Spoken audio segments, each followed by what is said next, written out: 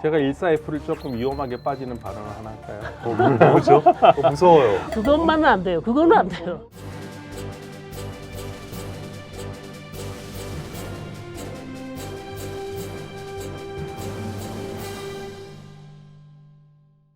안녕하십니까. 오늘 10분 토론에서는 박해와 추방, 전쟁, 그리고 홀로코스트까지 수없이 어려움을 겪으면서도 자신들의 전통과 관습을 지켜온 민족이죠. 유대인에 대한 이야기 해보도록 하겠습니다. 자, 오늘 이야기를 함께 하실 전문가 두 분 모셨습니다. 어서 오십시오. 성원대 유럽연합연구소의 박근노입니다. 중동과 이슬람의 역사를 가르치고 있습니다. 고려대 중동이슬람센터 설용화입니다. 반갑습니다. 교수님도 제가 중동 전문가라고 봐야 될까요? 네, 중동 근데 이스라엘에 중에서도 집중돼 있는. 특히 이스라엘에 집중되어 있는 이 두 분의 이야기 상당히 기대가 됩니다. 유대인에 대한 정의를 내려야 될 것 같아요. 유대인은 어떤 사람들을 유대인이라고 정의를 할 수 있을까요? 지금도 정확하게 누가 유대인인지 정의를 내리기 어려운데 왜 이게 이제 정의 내리기 어렵냐면 전통적으로 유대인이라 하면 목의 혈통을 따라야 됩니다. 할아버지가 아무리 유대인이라도 유대인 될 수가 없는 거죠. 엄마나 할머니가 유대인이어야 됩니다. 특이하네요. 목의 혈통을 따르게 된 이유는 엄마가 제일 잘 알죠. 무슨 말씀이시죠? 내 아기가 누구의 아이인지. 그래서 종교적으로도 엄마가 유대인이면 유대인으로 인정을 해주는 건가요? 네, 엄마들이 제일 잘 알아요. 그게 목의 혈통의 특징입니다. 근데 이러다 보니까 이제 이스라엘로 들어오는 이민자 수가 많아질 수가 없죠. 남편이 그리고 할아버지가 아니면 아버지가 유대인이라도 유대인으로 인정을 해줬어요. 그래서 이제 이주를 해올 수가 있습니다. 네. 그러나 문제는 이스라엘 시민이긴 하나 이스라엘 종교법에 따라 유대인은 아닌 것이죠. 근데 진짜 유대인들 이야기를 하면 핍박과 고난 이야기를 안 하고 시작할 수가 없을 것 같아요. 유대인의 핍박과 고난은 사실 뭐 예수님이 돌아가시고 나서부터라고 할까요? 아니, 과장. 사실 그 전부터죠. 과거에는 전쟁을 하면 예. 승자들이 이 패자의 인구를 강제 이동시키는 그러한 관습들이 있었거든요. 예. 그러다 보니까 유대인들이 통일 왕국을 이루다가 남북으로 갈라져요. 남쪽에는 유다 왕국이고 북쪽에는 이스라엘 왕국인데 먼저 이스라엘 왕국이 기원전 8세기에 아시리아 제국의 멸망을 당합니다. 그리고 나서는 이 북이스라엘 사람들은 우리가 흔적을 찾을 수가 없습니다. 그로부터 정확하게 2세기 뒤에 이때는 남쪽의 유다 왕국이 멸망을 당하는데 그 유명한 신바빌로니아 제국의 멸망을 당하거든요. 이들이 어디로 끌려가냐면 바빌로니아로 끌려갑니다. 지금의 이라크에 있는 지역. 거기에서 쉽게 말하면 유배 생활을 하죠. 그래서 혹시 아나운서께서 연식이 안 되셔서 보니엠을 아시는지 모르겠어요. 보니엠이요? 예, 보니엠이라는 유명한 그룹이 있습니다. 80년대 저희는 그 음악을 들으면서 자랐거든요. Rivers of Babylon이라는 노래가 있습니다. 그 유대인들의 시편, 끌려간 사람들이 어떻게 우리가 이방인에 따라서 주님의 노래를 할 수 있겠느냐 하면서 한탄하는 그러한 시편이 있는데 노예 생활하던 유대인들이 있었죠. 그리고 이제 그들을 해방시켜준 왕이 페르시아 제국의 고레스 대왕입니다. 그래서 이 고레스 대왕은 구약성서 이사야서 45장 1절에 이 이름이 딱 나와요. 고레스를 통해서 유대인들은 자신들의 주님께서 해방을 시켜줬다라고 얘기를 하고 있죠. 그러니까 지금 이란과 이스라엘은 사이가 나쁜데 끌려갔던 유대인들을 우리가 이스라엘 사람이라고 생각하면 이 사람들을 해방시켜준 사람이 이란의 과거 왕이에요. 그러니까 사실은 이제 유대인들의 고통이 어디서부터 시작되냐면요. 실질적으로는 페르시아 사람들이 만들어준 유다 지방이라는 걸 처음으로 쓰거든요. 거기서 이제 성전도 새로 만들고 살다가 결국에는 페르시아 제국이 그 그리스한테 무너지잖아요. 알렉산더한테. 그리스인들의 지배를 받아요. 잠시 140년 기원전 140년경에 하스몬의 왕조가 잠깐 있지만 아주 짧게 있고 기원전 63년에 로마의 식민지가 됩니다. 그리고 로마한테 독립전쟁을 하죠. 기원 후 66년에. 이길 수가 없지 않습니까? 그러니까 로마가 70년에 예루살렘을 정복을 해가지고 예루살렘을 부셔버리고 지금 딱 서쪽 성벽만 남겨놨어요. 그게 유명한 통곡의 벽이라고 얘기하는 건데 그러면서 유대인들을 예루살렘에 못 들어오게 막았어요. 1년에 3번은 유대인들은 예루살렘 성전에서 제사를 해야 되거든요. 근데 그거는 들어오게 해줬어요. 그런데 두 번째 다시 132년에 또다시 반란을 일으킵니다.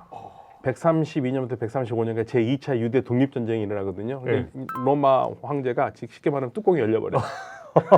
그래서 이 자식들 이거 니네들은 끝났다. 그래서 그 다음부터는 유대인들 니네들 여기서 살 수가 없다. 그럼 다 쫓아내버립니다. 그러면서 유대인들의 디아스포라가 시작돼요. 유배 생활이. 디아스포라. 예, 디아스포라. 그때부터 쉽게 말하면 다른 지역으로 무조건 떠났어야 되는 거죠.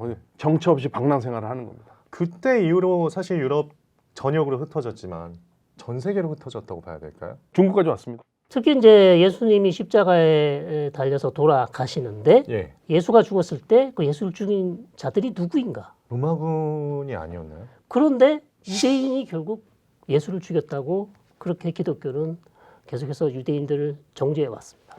십자가에 못을 박는 사람은 로마이지만 그렇죠. 아나바라는 죄인가 예수 중에 누구를 십자가에 못 박겠는가 그 백성들한테 유대인들한테 물어봤을 때 유대인들이 예수를 못 박아라고 얘기를 했거든요. 그리고 여기서 좀 네. 이해가 안 되는 거는 유대교도 아브라함을 믿잖아요. 네. 근데 예수는 아브라함의 아들인데 네. 왜 아브라함의 우리가 믿는 신의 아들을 죽이라고 한 거죠?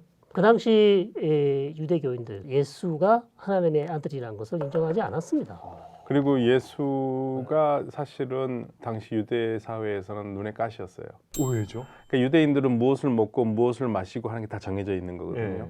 율법으로 다 정해져 있는데 예수는 본인은 뭐라고 그러냐면 자기가 율법을 없애러 온 사람이 아니라 완성하러 왔다고 얘기를 했어요. 그러니까 율법을 지킬 것 같았는데 예수는 중요한 거는 율법을 세세하게 하나하나 무엇을 지키는 게 중요한 게 아니라 율법의 근본 정신이 뭐냐 이거죠.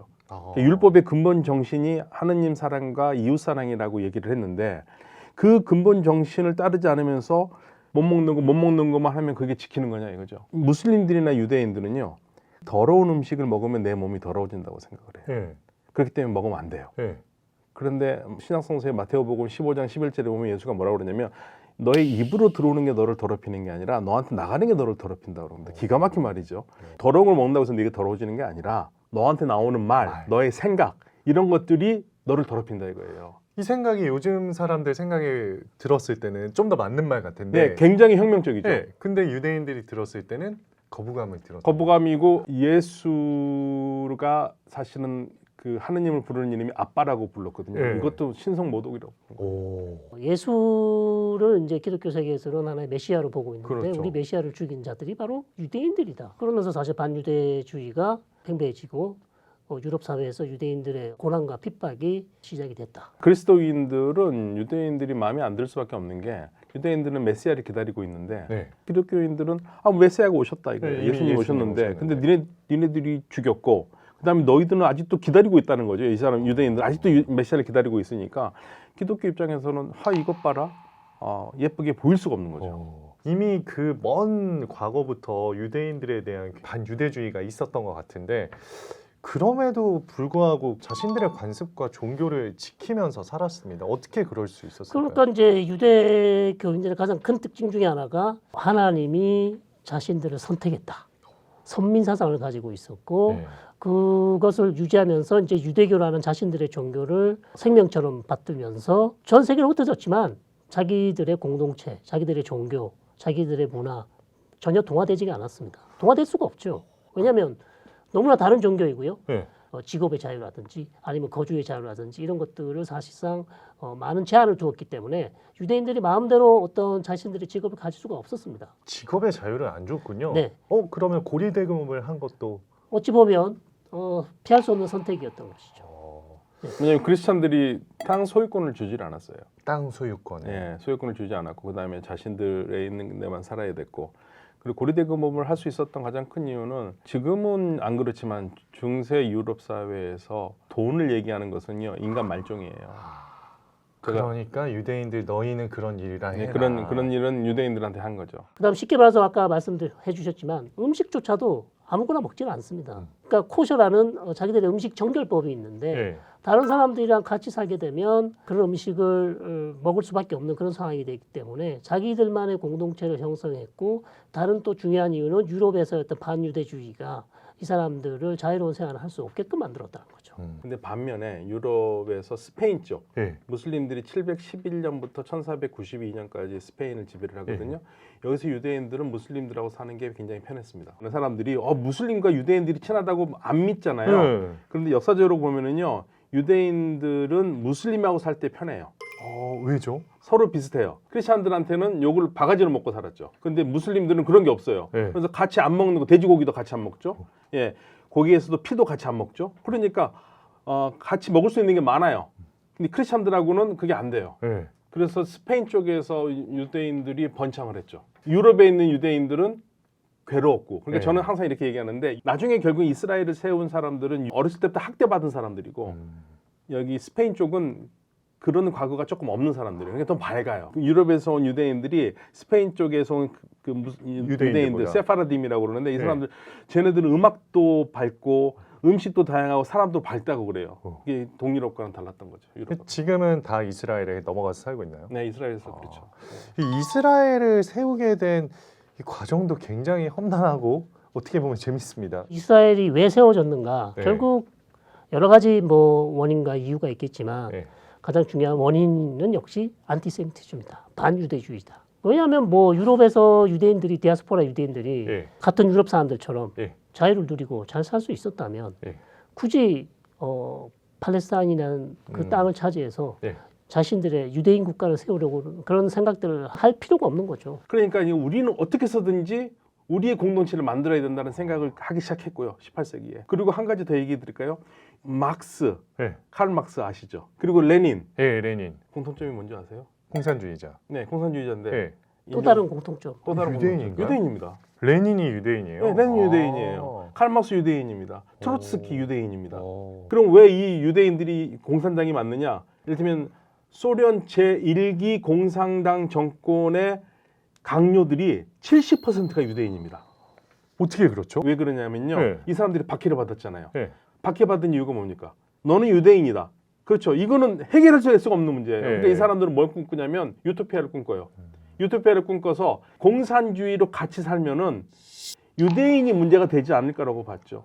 그러면 공산주의 사회에서는 가진 자와 가지지 않는 자가 구분이 되는 거지. 너는 유대인이다, 너는 유대인이 아니다. 이걸로 구분하지 않잖아요. 이걸 벗어나기 위해서라도 공산주의에 굉장히 많이 몰입을 했어요. 왜냐하면 새로운 유토피아가 필요했었습니다. 이스라엘 국가를 세우는데 결정적인 역할을 하는 게 프랑스예요.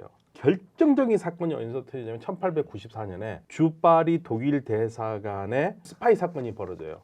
그런데 이 독일 정부에다가 프랑스의 군사 기밀을 넘긴 사람을 범인을 잡았는데 네, 그 범인이 드레이피스라는 사람입니다. 프랑스 장교였죠. 예, 장교였고요. 예. 근데 이 사람이 잡힌 이유는 단 한 가지밖에 없습니다. 그 사람이 잡힌 이유는 뭐였죠? 유대인. 그런데 그 사건을 누가 보냐면 당시 오스트리아에서 넘어왔던 헤르츠라는 사람이 봅니다. 예. 헤르츠는요, 당시 유대인들이 썼던 EDC라는 말도 못하고 유대인 잘 모르는 사람. 근데 이게 유대인이에요. 예. 근데 이 사람이 이걸 보고 뭐를 깨닫냐면 프랑스라는 나라를 그냥 생각하시면 안 됩니다. 1789년에 프랑스 혁명이 났잖아요. 프랑스 혁명 때 최초로 유대인들을 개토에서 해방시켰거든요. 유대인들을 처음으로 유대인들의 소굴에서만 살지 않고 나와서 살게 했던 게 프랑스입니다. 해방시켜준 나라인데 네. 그럼에도 불구하고 네. 유대인이라는 이유 하나로 그렇죠. 너 스파이야 라고 네. 몰아세웠다는 그리고 거죠. 감옥에 가뒀어요. 진범이 밝혀져도 그거를 받아들이지 않았어요. 그러니까 이 사람이 뭘 생각하겠습니까? 근데 이 나라조차 우리에게 네. 이렇게 박해를 한다면 그렇죠. 나에게는 조국이 두 개가 있다고 그랬었거든요. 내가 태어난 곳과 프랑스라고 그랬습니다. 그런 진보적인 나라에서 유대인들이 살 수 없다면 나는 유럽에서 못 살겠구나. 살 수가 있는 데가 없는 거예요. 그 헤르츠리 그래서 시작한 게 1896년에 자기가 책을 씁니다. 유대인 국가라는 책을 쓰고 1897년에 우리가 너무 잘 알고 있는 세계 시온주의자 협회를 이 사람이 만들어요.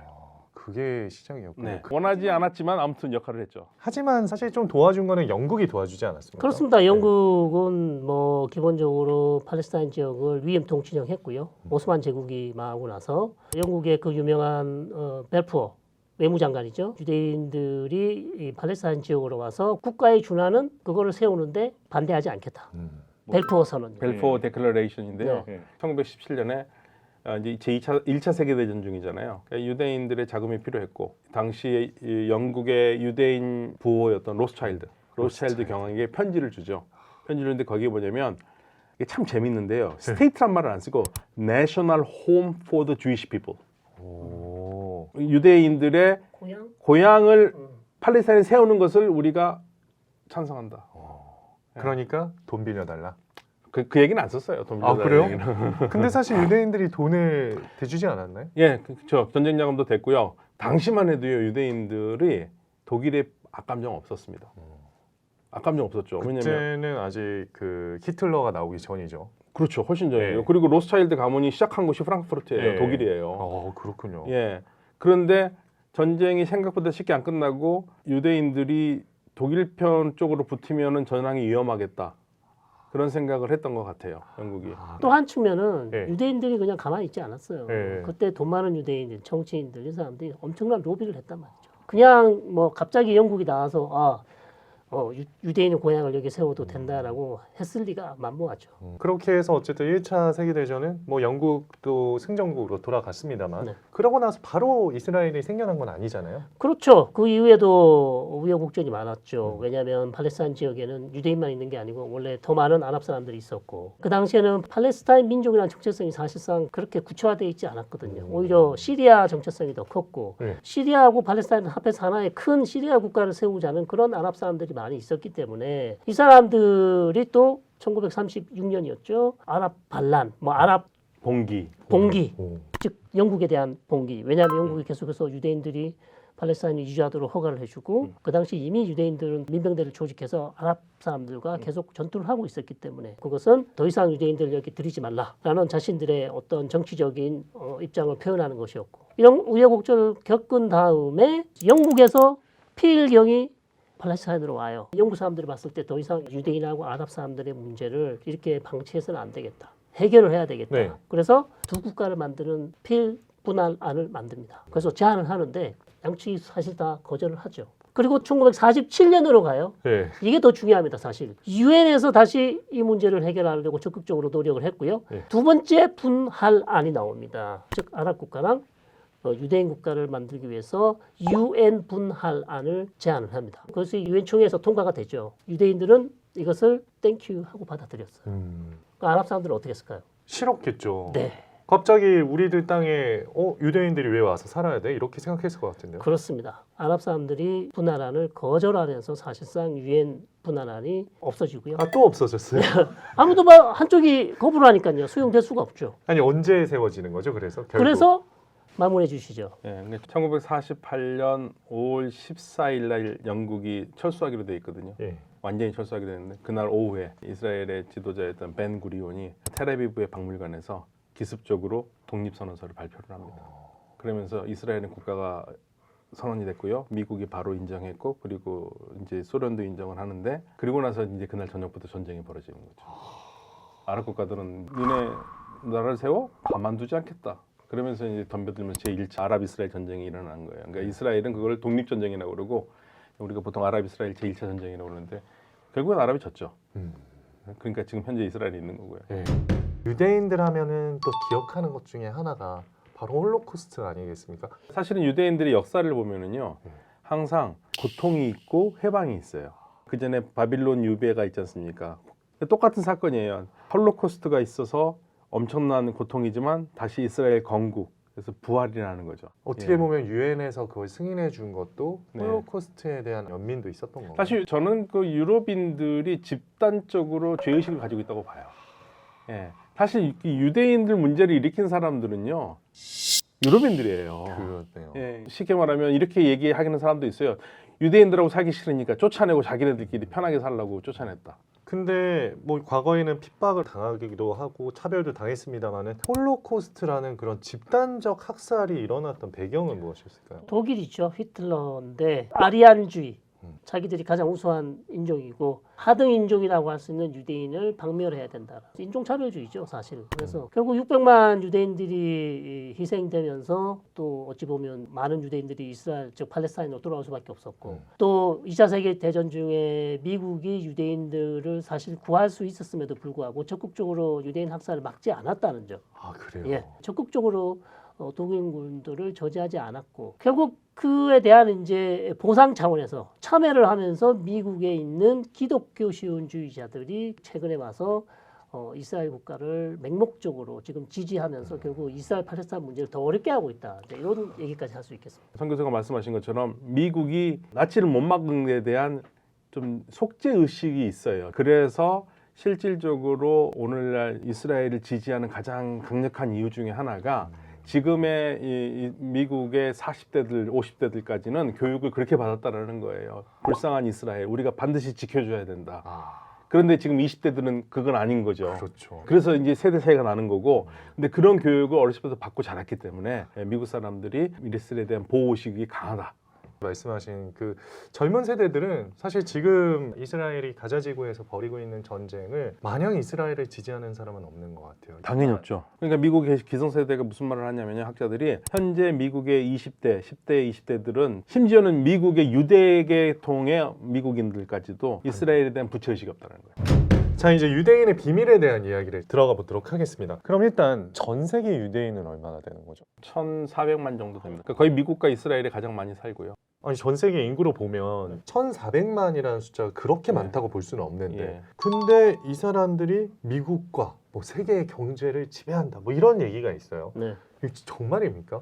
미국 정계는 어느 정도 유대인들의 영향력이 있다고 무시할 수 없는 거죠. 가장 쉬운 예를 말씀드릴게요. 어떤 네. 미국 정치인이 선거를 앞두고 이스라엘 더 이상 도와주지 마라 이렇게 얘기하잖아요. 네. 그러면 다음 선거에서 떨어질 확률이 높아요. 그만큼 미국의 어떤 정가, 정계에서 유대인들의 로비 능력은 무시할 수 없죠. 그래서 이제 2007년에 미국의 석학인데 미어샤이머 교수가 책을 쓴 게 이제 논란이 됐는데 책 제목이 이스라엘 로비 and U.S. Foreign Policy예요. 이분의 주장은 뭐냐면 미국은 절대 외교 정책에서 이스라엘 로비의 독립적인 정책을 할 수 없다. 이스라엘 로비가 너무 세서 멀리 갈 거 없이요. 그 지금 바이든 행정부 있지 않습니까? 바이든 행정부의 중요한 자리 중에 주이시 아메리칸들 많아요. 주이시 아메리칸이라고 해서 뭐 다 이스라엘을 지지하거나 뭐 그런 건 아닙니다. 그렇지만 아무튼 우리가 주이시라고 하는 사람들이 이렇게 많아요. 제가 일사F를 조금 위험하게 빠지는 발언을 하나 할까요? 뭐죠?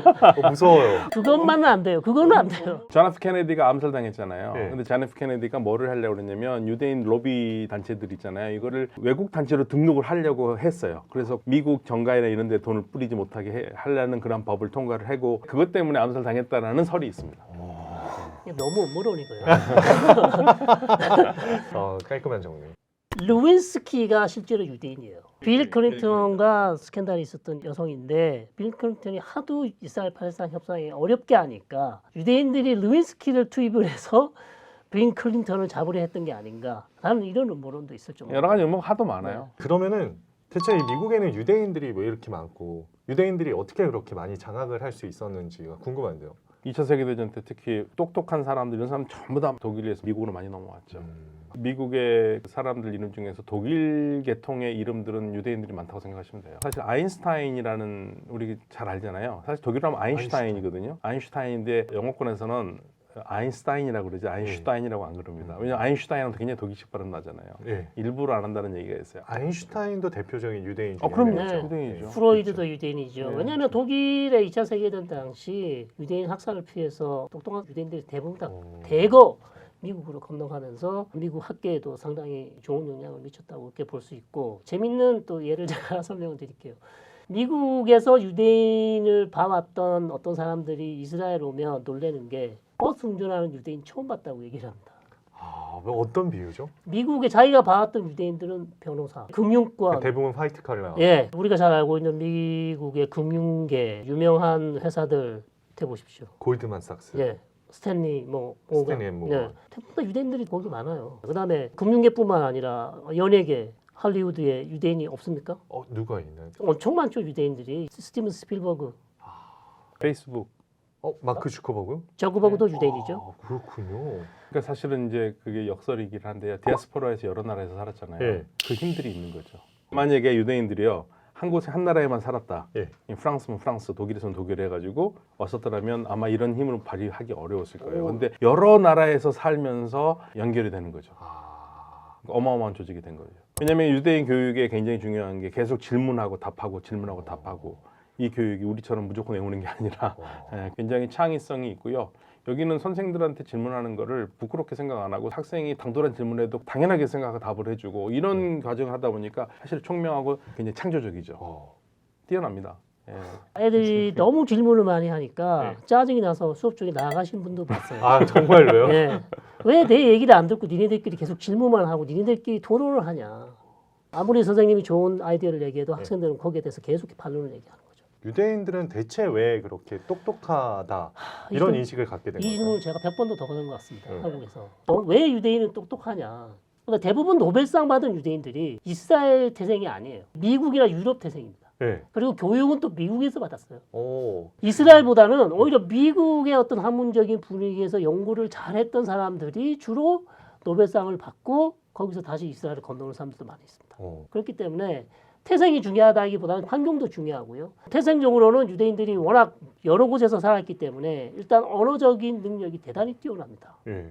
그다음 이제 어릴 때부터 이제 우리가 보통 전통적으로 하는 얘기가 성경 구약 성서를 계속 배우면서 어떤 학문적인 능력을 습득하는 경우도 있고, 문화적으로도 말씀해 주셨지만 유대인들은 그냥 정답을 알려주면 그 정답을 가지고 네 맞구나 이렇게 받아 적는 스타일이 아니에요. 그럴 정도로 유대인들은 다양한 생각을 가지고 있고 정답이 찾는 게 아니라 다른 답을 중요시한다. 그러다 보니까 조금 우리보다는 창의적인 사고, 새로운 것들을 발견하는 데 능하지 않을까. 그러니 우리 성 박사가 얼마나 훌륭합니까? 그런 이스라엘에서 박사를 받았어요. 너무 힘들었어요. 교수님. 왜죠? 머리를 보십시오. 다 빠졌잖아요. 너무 힘들었어요. 아니에요. 사실 유대인들의 종교에 보면은요, 하느님하고도 논쟁을 합니다. 하느님 왜 그러냐는, 하느님 나중에 뭐라 했는지 아세요? 내가 졌다, 니들이 맞다, 이렇게 할 정도로, 그런 얘기가 있을 정도로 굉장히 질문을 많이 하고 논쟁을 하고 그러면서 계속 생각을 하는 거죠. 그렇군요. 네. 그러면 대체 왜 유대인들은 총리가 잘 안 바뀌나요? 베냐민 네타냐후 잠시 1년 반을 쉰 거를 제외하면 지금까지 무려 거의 15년 가까이 통치를 하고 있는데 대체 왜 이렇게 무한 지지를 보내주고 있는 거죠? 이스라엘 여론이 네. 좌파 노동당과 우파 리쿠드당 두 개가 서로 경쟁하는 시스템이었는데, 네. 미국의 민주당과 공화당처럼요. 네. 근데 2000년대 이후부터 사실상 그 리쿠드가 독주를 하기 시작했고, 지금 전쟁이 벌어지고 있는 가자 지구에서 이스라엘이 원래 정착촌이 있었거든요. 네. 거기 다 철수를 해요, 일방적으로. 그래서 2005년에 철수를 했는데 거기에 누가 등장했냐? 하마스가 등장해요. 무력으로 하마스가 온고파를 몰아내고 자기들이 이 지역을 차지하게 되고, 그때부터 하마스랑 이스라엘과 전쟁이 시작됐거든요. 그러면서 이스라엘 국민들은 가자 지구와 요르단 강상에서 철수를 하면 자신들이 독립된 국가를 세우고 우리들과 평화롭게 살기를 원했다. 그게 팔레스타인 사람들이 주장이죠. 원하는 거였는데 우리가 받은 것은 평화가 아니라 로켓과 하마스다. 테러다. 예. 그러다 보니까 이스라엘 국민들이 팔레스타인 국가를 세워서 이스라엘 팔레스타인 분쟁을 해결하는 이런 해결책에 대해서 신뢰할 수가 없게 된 것이죠. 회의론이 생긴 거고요. 예. 그러면서 이제 그 회의론을 교묘하게 잘 이용하고 있는 나타냐후 총리가 계속해서 이스라엘 국민들이 지지를 받으면서 승승장구하면서 무려 최장수 15년 이상을 지금 총리직을 유지해 왔고, 그러다가 작년에 가자지구 전쟁이 갑자기 터지면서 지금은 지지도가 바닥을 네. 헤매고 있고요. 사실상 전쟁이 언제 끝날지 모르지만 전쟁이 끝나면 정치적 생명이 위험할 수 있는 나락으로 갔죠, 쉽게 말해서. 나타나 총리가 내려오기를 바라는 사람은 70%가 넘습니다. 왜요? 하마스의 기습 공격을 막지 못한다는 최고 통치권자이기 때문에 여기에 대한 책임을 지고 반드시 물러나야 된다는 그런 이스라엘 국민들의 입장이 단호한 반면, 리쿠드당에 대한 지지도는 여전하다. 아직도 뭐 30% 정도, 40%는 여전히 리쿠드당의 어떤 이데올로기, 즉 팔레스타인 국가를 세워줘서는 안 된다. 세워주는 것이 오히려 이스라엘 안보에 위협이 된다고 생각하는 사람들은 아직도 많이 있는 것이죠. 아니 교수님께서 사실 최근에 이스라엘을 다녀오셨다고 들었습니다. 네. 지금 이스라엘의 현지 분위기는 어떤가요? 그렇습니다. 제가 사실 가기 전에는 이제 뉴스로만 계속 접했기 때문에 네. 체감을 하지 못했는데요. 정말 전쟁 국가잖아요. 네, 전쟁 국가고 지금 사실상 뭐 들어가는 것이 쉽지가 않죠. 네. 그런데 경제적으로 너무나 힘든 것을 봤어요. 노동을 해야 되는 인구가 전부 지금 예비군으로 소집돼서 훈련을 받거나 가자지구 전쟁에 참전하고 있기 때문에 영업을 할 수 없는 상황인 것 같습니다. 그래서 처음으로 텔아비브 도시에서 상점들이 문 닫은 걸 봤고요. 네. 예루살렘에 있는 예수님 무덤 교회를 갔는데 사람이 없어요. 성지인데. 예. 보통 예수님 무덤 교회는 뒷사람들이 줄을 서 있으니까 한 3초 있다가 나와야 되거든요. 그런데 아무도 줄이 없어요. 그래서 들어가서 한 10분 정도 기도하고 나올 수 있는, 그 정도로 지금 성지순례객들이 없다는 것은 이스라엘 경제에 엄청난 타격이죠. 그럼 박현도 교수님께서 보시기에는 이 전쟁이 어떻게 끝날 거라고 보십니까? 그래서 뭐 이스라엘의 의지가 제일 중요하죠. 왜냐하면 일단 인질이 지금 풀려나지 않았거든요. 예. 120명 가량 여전히 있고, 최근에 뭐 인질이 죽은 사건도 계속 나오고, 예. 그러니까 국민들은 인질을 빨리 석방하고 전쟁을 마무리하고 싶은데 총리가 지금 전쟁을 끝낼 마음이 없어요.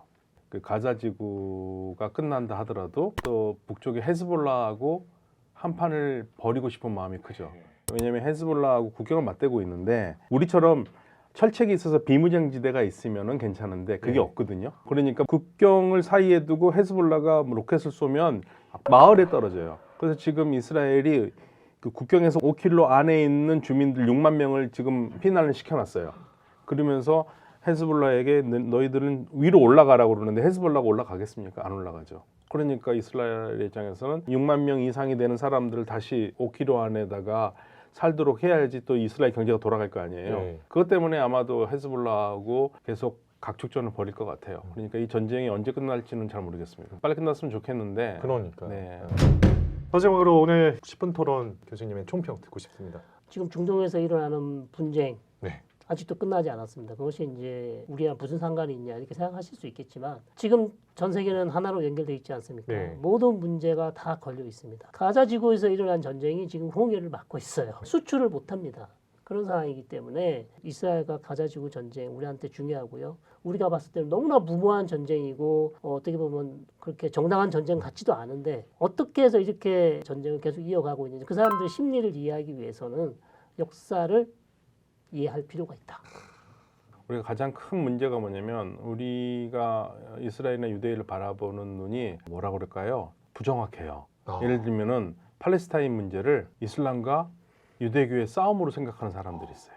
그리고 시온주의와 유대교를 동일시하는 사람들도 있습니다. 그것도 다른 문제거든요. 그래서 우리 실질적으로 우리 한국에만 몰입하다 보니까 세계에 관심이 별로 많지 않았죠. 그런데 최근에는 우리가 세계에 관심이 많아지는 이유는 저는 이제 우리 국민들이 주식 투자를 하면서 네, 정말 이게 한국의 주식 투자 붐이요. 한국인들의 세계관을 넓혀주고 있습니다. 모든 사람들이 그래서 세계에 관심을 갖게 되는데 이거를 기회로 삼아서 이스라엘, 유대인 이런 문제들을 좀 더 객관적으로 바라볼 수 있는 그러한 배움의 장이 됐으면 좋겠어요. 자, 오늘은 유대인과 유대인의 비밀에 대한 이야기로 10분 토론 나눠봤습니다. 여러분들께서 생각하시는 유대인들에 대한 이야기 어떤 것이 가장 궁금하신지 댓글창에 열심히 토론해 주시길 바랍니다. 저희 10분 토론 여기서 마치겠습니다. 고맙습니다.